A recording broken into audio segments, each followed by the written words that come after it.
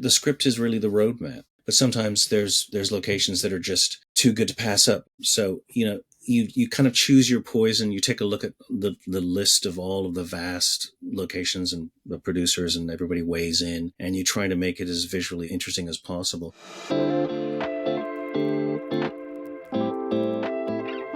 I was working on The Shape of Water with Guillermo del Toro, and Andy Muschietti came by and spent a day on set one day after he'd been shooting the first It. Guillermo introduced me and said, Andy's a lovely person, and his sister, who works with him all the time, is also lovely.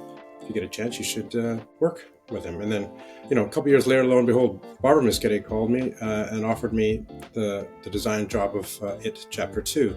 So that's kind of how I ended up in this world of Derry, in the world of It. I just got the call from the producer and met the Muschiettis, who were billed as wonderful and certainly lived up for that reputation, and did the show, which was fantastic. A great experience. Since I'd worked on the second one, I knew Derry was an established character, basically, of the whole world. But obviously this time, 27 years earlier, so it's 1962. So, location-wise, we knew the general town had to be more or less the same, but of course we had to really avoid anything post-1962, or if we did see things post-1962, we have to figure out a way of either disguising it, covering it, or digitally painting it out. We kind of have a rough idea where the architecture is in sort of southwestern Ontario. Port Hope was Port Hope, and that was very specific, and we dedicated a team out there to work with the art department for the massive amounts of signage that we had to do.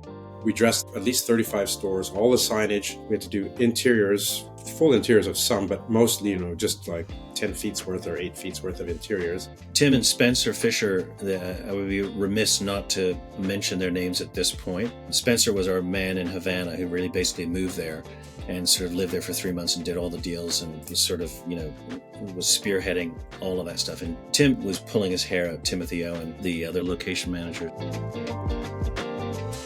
Some funny things about doing a prequel versus a sequel. This being a prequel, it was a bit trickier. I mean, we were able to use some of the buildings. Secondhand Rose existed in the movies. The meat shop was in the first two films, and so that was fine to revisit those. The Capitol Theater was another area we could revisit, but of course now this is 62, but we did it more like a 40s and 50s version of the interior of the lobby and everything, which was kind of fun. That was the trick. I mean, we had to expand upon the world we'd already seen. And then the big problem here was we had this whole military side of this whole thing.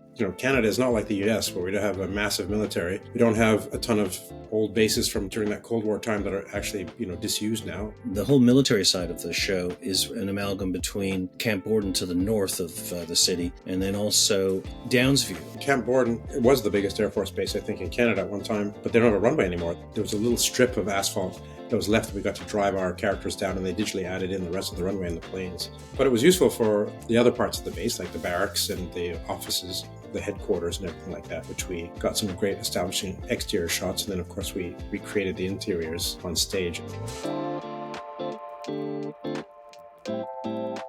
Go on, Mark, what was your favorite? I think it was the studio sets, because I'm so in the outside world. The sewers were amazing. The interior standpipe was amazing. The whole, Pennywise world. And I guess I liked the tunnels, the entrance to the tunnels. That was one of the really tricky ones, and that was a good fight. That was tricky. Two things. There's the indigenous village, the Penobscot village. Oh, yes. Where was that? Chalk Lake. Chalk Lake. And we built this whole native Penobscot village over, I think, 6 or 8 weeks. So that was a really great location. And the other one, kind of in the same vicinity, was, you're talking about Pennywise. We learned sort of the origin story of Pennywise in this series, and we had to recreate the carnival from 1908. So those two kind of locations where there was a big location build that was separate from the films. I will say, one of my favorite things, and I think one of the most useful things in filmmaking, is location scouting. If you guys have got great ideas or things that you've seen that isn't necessarily what's in the script, just bring it forward anyway, because so often they've written one thing, but they haven't thought about something like that. So, it's actually a really creative department. Well, it's nice to work with designers like Paul who are open-minded about that and sort of bring you into the creative process, because then everybody feels, in some small way, that if you do come up with an idea and it ends up changing and becoming part of the film, it's gratifying.